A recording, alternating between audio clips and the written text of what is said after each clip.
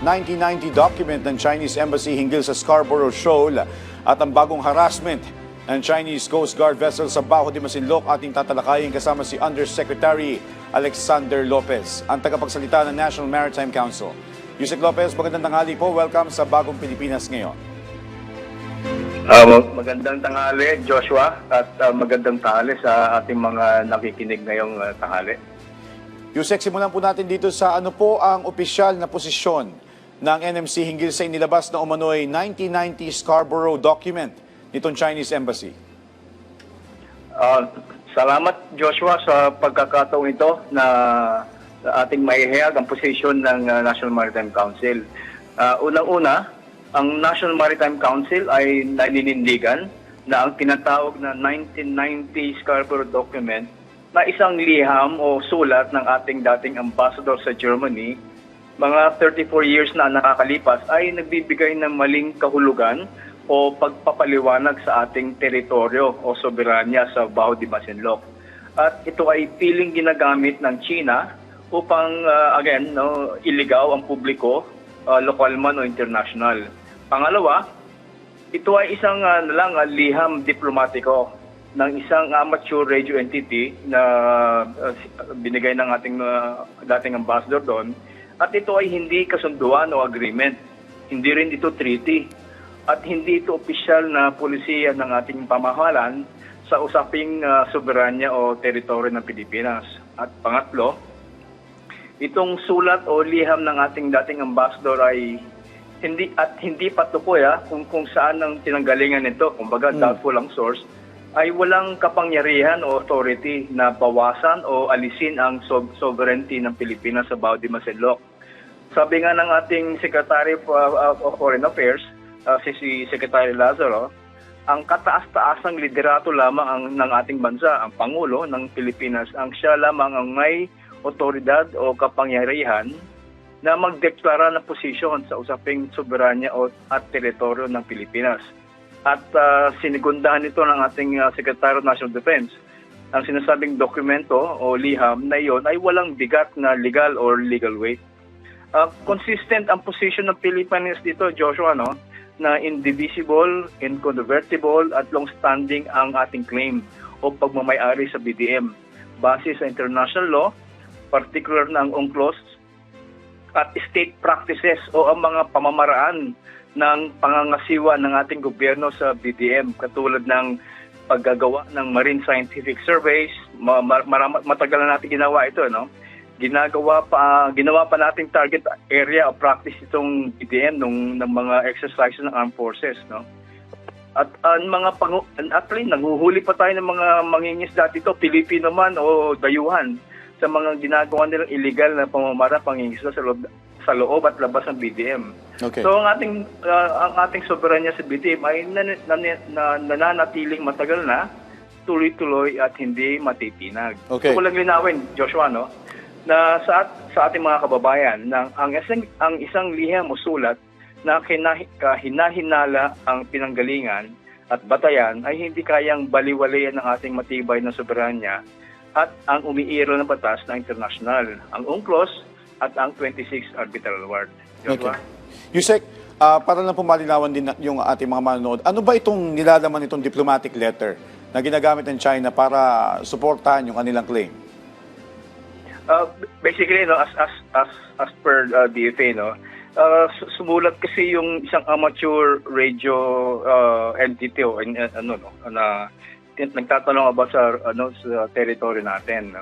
Well, ang nilalaman ng dokumento, ang liham ay nagpapahiwatig ng isang pananaw o talakayang legal sa panahong iyon. Again, sabi ko 1990 pa yun, na binabanggit na ang Baho de Masinloc ay hindi natin teritoryo, pero sabi ng ambassador natin, nasa loob naman ito ng 200 nautical miles exclusive economic zone. Paano ito ginagamit ng China? Pinipili lamang kasi ng China ang bahagi ng liham na pabor sa kanilang naratibo. Pinapakita na parang inamin ng Pilipinas noong 1990 na wala tayong soberanya dahil nga daw na ang BDM ay hindi teritoryo ng Pilipinas. Ginagamit sa propaganda at information operations ng China. Again, Okay. Bakit ito mali, no? Or mapanling lang? Una, ito ay out of context at hindi buo ang ipinapakita. Sabi ko nga kanina, 1990 pa ang liham na ito at hindi na ito irrelevant. More so, a binding of final national position natin. No? Pangalawa, nasabi ko na rin kanina ito ay isang letter ng isang diplomat sa isang amateur radio entity. Kaya hindi ito legal na may basehan. Hindi ito treaty o kasunduan at hindi pwedeng gamiting material para isabaliwala ang ating soberanya sa BDM. At pangatlo, salungat sa aktual na kilos, ginawang pagkilos ng ating Pilipinas noon no? Sa patuloy na pag-aangkin at paggagamit sa BDM. Nasabi ko kanina, ginagamit sa different activities. No? Just to emphasize ang ating administration and how we manage the area. Okay. Yusek, ano naman po ang hakbang na ginagawa ng pamahalaan para pabulaanan itong naturang dokumento sa harap ng international community? Well, una, nung narinig natin ito, yung nakita natin ito sa social media, ay sinagot kaagad natin ito. Naggumawa tayong agarang komunikasyon at sa pagpapaliwanag. Sinagot agad ng ating pamahalaan ang issue ito. Naglabas ng pahayag o statement ang ating DFA. At nagpa-interview din si Secretary Lazaro sa kaugnayang ito. At naglabas din ng pahayag ang ating Secretary of Defense na ating naulit sa ating talakayan kanina, sabi ko kanina, at na-highlight kanina. No? Ating pinabubulaan, Joshua, ang konteksto ng liham. At tinuturing natin na isa na namang hakbang propaganda at information warfare ng China sa paglabas ng mga mali o pili or selective document na naglalabas na pabor sa kanilang narrative at illegal na claim sa ating teritoryo, particular na ang BDM. And suffice to say, iisa at malinaw ang posisyon ng ating gobyerno sa usaping ito, Joshua. Okay. Yusek, dito naman po sa panibagong ulat ng pangharas ng Chinese Coast Guard at Maritime Militia sa Baho de Masinloc, ano po ang kabuuang assessment ng NMC dito sa kasalukuyang sitwasyon sa West Philippine Sea? Pakibahagi po sa amin ang detalye ng pangyayari. Okay. Ayon sa ulat ng Philippine Coast Guard, noong March 17, merong mga 20 na benteng mga mangingisdang Pilipino na nakaranas na naman ng pangharas mula sa China sa katubigan na malapit sa Baho de Masinloc. Gumamit na naman sila ng mga Coast Guard vessels, ng China Maritime Militia vessels, at pati na rin ang kanilang Navy, ng PLA Navy. Ginamitan sila ng mga sirena na masakit sa tenga,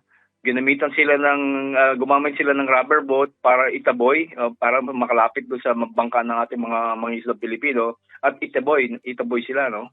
So, yun yung mga ibang ginagawa na, may blocking na naman. So, in short, hindi nila pinapatuloy yung pangingisda ng ating mga Pilipino mangingisda na tayo naman talaga ang may karapatan doon sa mga katubigan na napapalibot sa Baho de Masinloc. Okay. Yusek, ano naman po ang agarang hakbang ng pamahalaan para masiguro na ligtas yung ating mga Pilipino mangingisda na kasalukuyan naroroon sa lugar? At ano po, may diplomatic actions po ba na gagawin ng pamahalaan laban sa ganitong insidente? May nakahain na po bang panibagong protesta o hakbang sa international community? Okay. Actually, tuloy-tuloy pa rin naman ng ating pagpapatrolya sa ating karagatan sa West Philippine Sea, Joshua, para sa ating mga kababayan. Naroon din ang ating pagbibigay suporta tulad ng pagbibigay ng petrolyo o gasolina, pagkain, tubig, medisina at iba pa. Kahit na tayo ay nakakaranas ng kahirapan o challenges, dulot ng kaguluhan sa gitnang silangan o Middle East. No?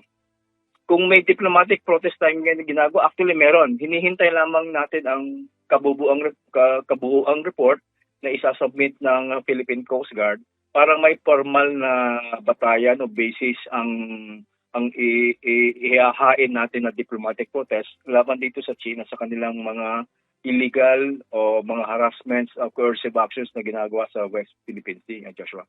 On that note, maraming salamat po sa inyong oras at sa impormasyon. Undersecretary Alexander Lopez, ang tagapagsalita ng National Maritime Council. Thank you, sir. Maraming salamat din, Joshua. Thank you.